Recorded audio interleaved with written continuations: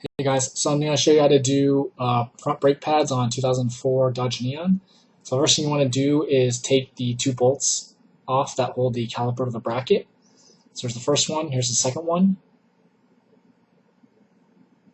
Okay, so just unscrew these. And then what you want to do is take the caliper off. So start it from the top and basically just move it off, take it off like that.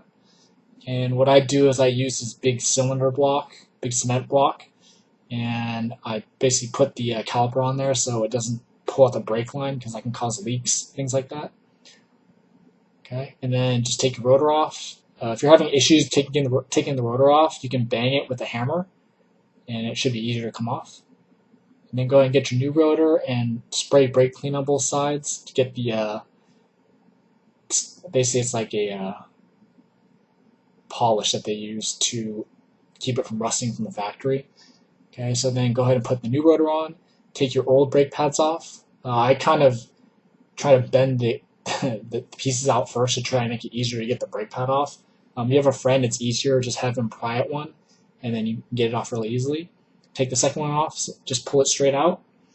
Okay, and then get your C-clamp and press the piston back into the caliper. Okay, and make sure it's flat, just like that.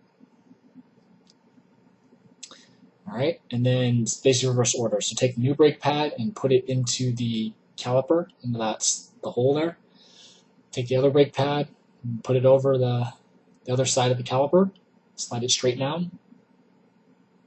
Okay, and it'll lock into place. And then basically put the caliper back on. So what you want to do is take that tab and put it on the inside of the bracket. Start there. Okay, so and then work your way up. So there you go, there's the tab.